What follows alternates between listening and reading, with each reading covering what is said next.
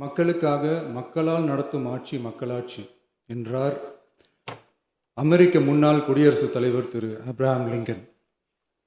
இன்றைக்கு அமைந்துள்ள மக்களாட்சி மலர்வதற்கு மக்களிடம் உள்ள பெரும் எதிர்பார்ப்பு, அவர்களுடைய எதிர்பார்ப்புகளை இப்பேரவையின் கவனத்திற்கு கொண்டு வந்து அதனை செயல்படுத்துவதற்கான திட்டங்களை, சட்டங்களை அமல்படுத்த வேண்டிய பொறுப்பு இப்பேரவைக்கு உள்ளது.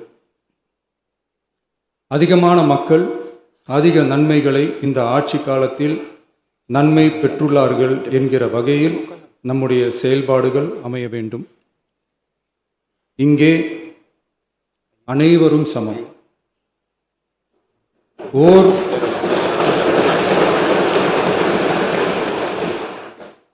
ஓர் உறுப்பினரை கொண்ட கட்சிகள் இங்கே இடம் பெற்றிருந்தாலும் அவர்களுடைய கருத்துகளுக்கும் அதிக எண்ணிக்கை பெற்ற தமிழக வெற்றி கழக உறுப்பினர்கள் தெரிவிக்கும் கருத்துகளுக்கும் சமமாகவே மதிப்பளிக்கப்பட்டு,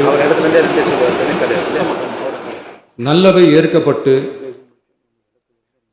அல்லவை நிராகரிக்கப்பட்டு ஜனநாயகத்தின் இதயமாகவும்